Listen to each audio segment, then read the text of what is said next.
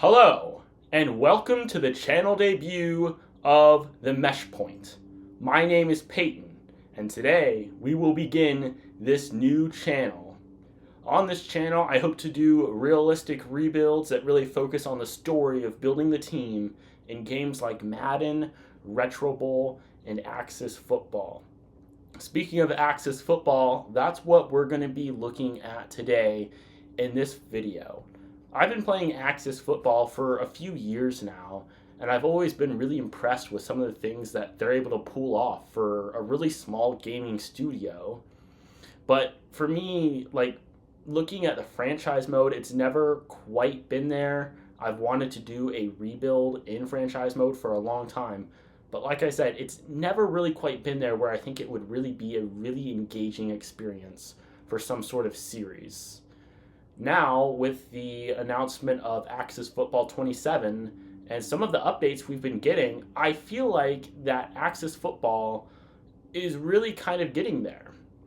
If you've been following the development of Axis Football, you know that we had seen Axis Football 24, and they were on an every year release schedule. And then after that, they moved to an every other year release schedule.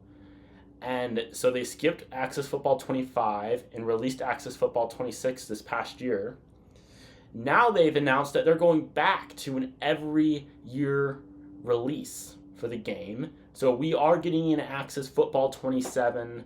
Not a whole lot has come out about it, but on July 1st, a big update came out about what is going to be involved in this game. So I really hope to look into that today and see what new features are we getting in Axis Football 27 compared to Axis Football 26. Now this game is going to be releasing sometime near the end of August is when we'll likely get to play it. Some people will probably get to play it early. I don't know that I'm going to be one of those people, but we can certainly look forward to the release of the game. But let's go ahead and start looking into what's coming to this game, and I have the webpage pulled up here. All right, so the first thing that they made some adjustments to is scouting and drafting. So they added a few things. Specifically, one thing that they talk about a lot in this article is college stats. So now when you go to the drafting the player page or the scouting the player page, you can now see what their college stats are for each year that they played in college. It's a pretty neat addition, something that not even Madden has. But it's also one of those things that I think is going to take some time to develop to really be perfected, just to see how realistic are those stats actually going to be for a college player.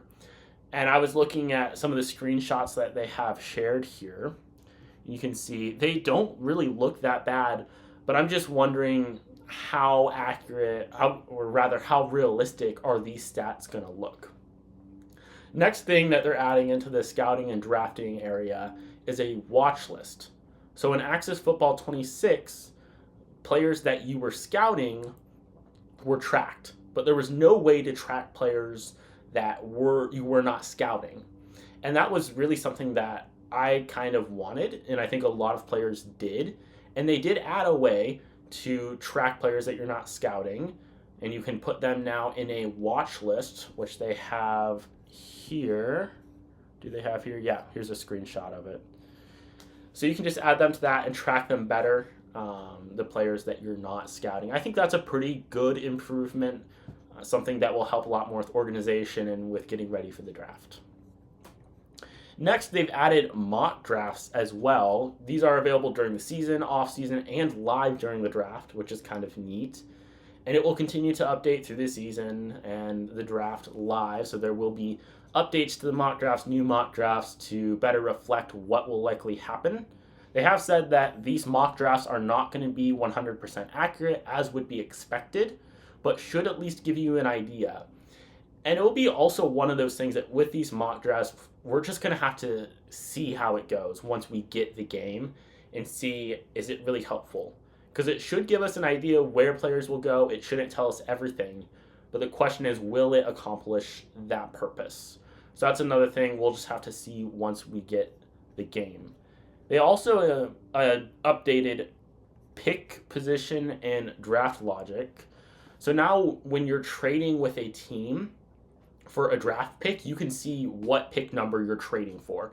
A little bit different. In the past, you're just trading for a pick in the round. You don't get to see what number pick it actually is. So of course, that changes throughout the season as teams degress or get better. But now you can see what pick you're trading for. And that can be really helpful because you could be trading with a bad team and get a lower first round pick, or with a good team and get a higher first round pick. And that really adjusts the value of the trade. So I think this is also a really good upgrade that will hopefully help out. They also improved the AI to hopefully be better at drafting, specifically in drafting what the team needs. It's another one of those things that we're just going to have to see, specifically with how the AI is drafting, how that improves. And we won't really know that really well until we get the game in our hands and we actually get to start playing some seasons. But I think overall, in the drafting and scouting phase side of things, I think that these upgrades look really solid. And, that's one of the things that we're going to be really talking about a lot with the updates in this coming game, is that a lot of this does look really solid, but does it work well in the game? So next, they updated the tackling system, which I think is really exciting. This is probably one of the things I'm most excited about. And we kind of saw an update like this in Madden 25. They are introducing physics-based tackling, and I've got a quote here about it from the article. And what it says is, in Axis 2027, tackles will be internally categorized and generated based on the velocity, mass, and positioning of the players involved in the tackle. The way in which a 180-pound defensive back attempts to tackle a 250-pound running back is very different from a linebacker tackling a small slot receiver. The same is true for the way in which different types of runners break out of failed tackle attempts. The new tackling system in Axis 27 replicates this and creates a much more realistic set of actions. The goal was allowing different types of runners to emerge and have their on-field animations match that style. So I think this is something that, again, it could work really well, but it could not work so well. It really just depends on how well do they incorporate this feature. I think it's something that really has a potential to take the game up to a whole nother level, but it's also something that if it's not used right, it's really gonna not make the game any better, maybe even make it worse. Now, the other thing that they did with tackling is add in 75 new tackling animations, and they focus specifically on the animations for sideline and goal line tackles. I think some of these are really exciting and make the game less predictable in how the tackler is going to tackle that player. I think it adds a lot more of that variety that you're going to see in a real game, and really just adds more of that, what is he going to do, exactly how is he going to do it. And I think that is a really exciting thing to add in.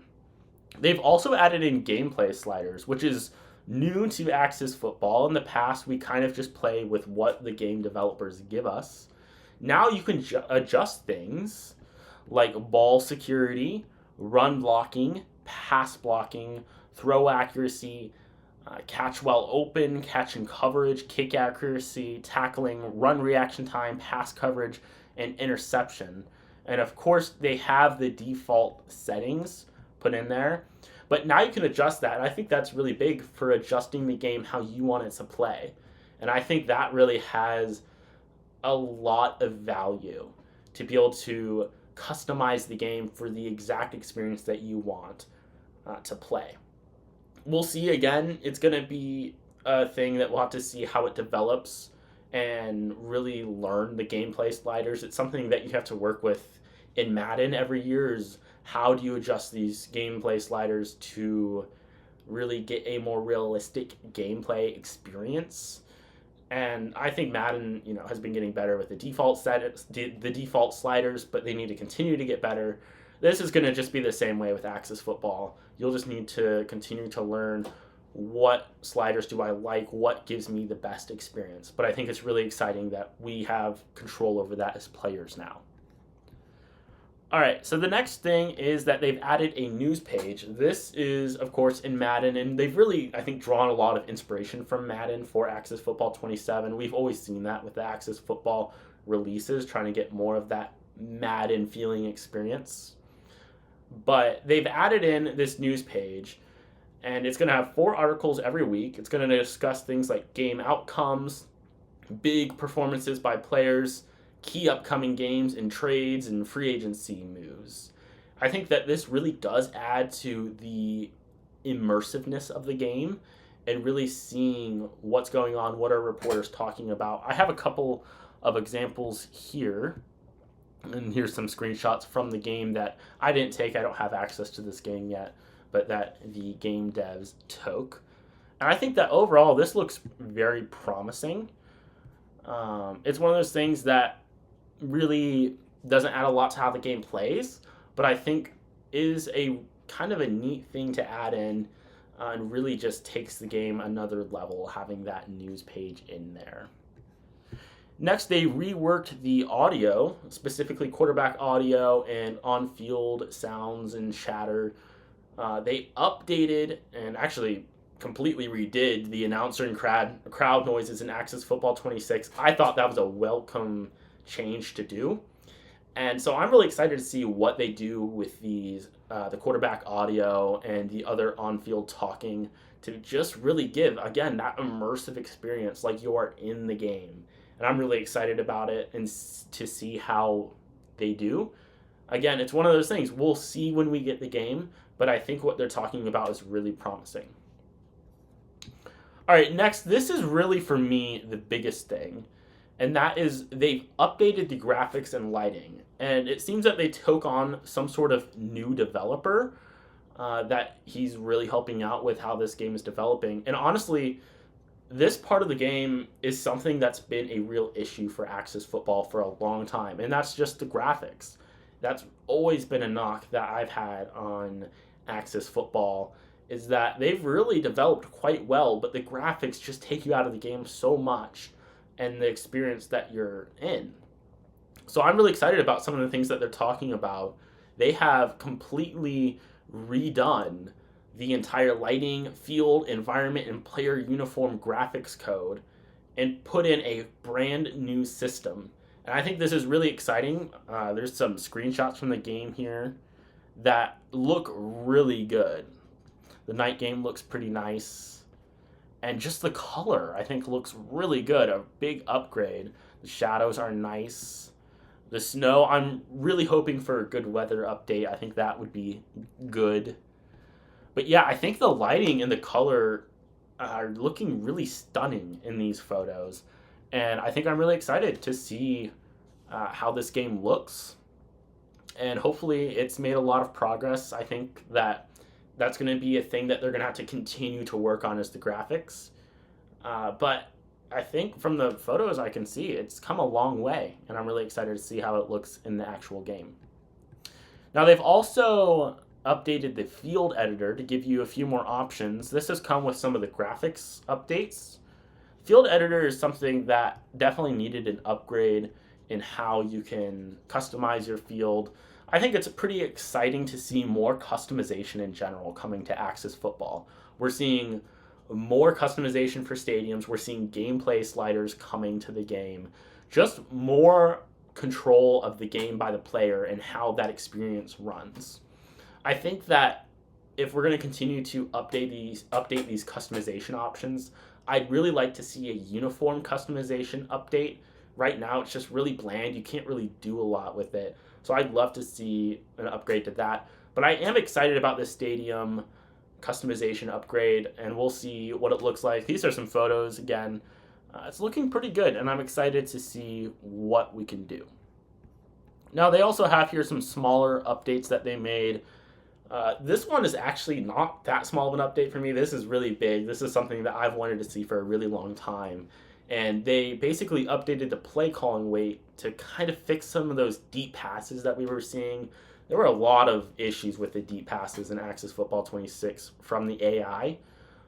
we would see just late in the game just a uncalled for big play down the field that just loses games and really ruins that experience. It's not realistic, and it doesn't really give the experience that at least I, as a fan of this game, want. I don't think a lot of other players do. And it also adjusts the kickoff conversion, the 4th and 12 play. So it basically makes it less likely for those plays to be made, and maybe even for the AI to call a different play while still going on with the game logic and calling a play that would make sense. I hope that this update does make it a lot more realistic in those areas of the game. And then they also adjusted the strength setting on generated players in free agency and the draft. You can adjust how strong or how weak free agency and the draft is. And in the past, people have said that very weak isn't quite weak enough and very strong isn't quite strong enough. I kind of agree with that. Now they've adjusted that to make the very weak even weaker and the very strong even stronger, to really give that difference. And again, give more of the option of how you want the experience of this game to the player rather than to the game devs. And I think that's really cool. So really, what are some of my final impressions of this game? And overall, I think this game looks like it's going to be very good. I'm very happy with some of these new things that were added. The graphics, the reworking of the tackling system, the improving of the draft process, all really good. I am most excited for just the graphics. I think that's big. And then if the tackling can get better, that would be cool. We'll just have to see how it works out. And then, of course, some of those good improvements in the draft process. You always need to make some of those more maintenance-style stuff to get done. My biggest question about this game is that after switching back to an every-year release schedule, can Access Football 27 make the improvements expected? There's a lot being promised here with the updated graphics, with the reworked tackling system, and really adding in some things, like I said, in the draft process and whatnot. But can these updates really get the job done in Access Football 27 to make this game what we all really hope for? So with that being said, I'm excited to play this game and to begin a franchise in it. That's all for today, everybody. Until next time at the Mesh Point.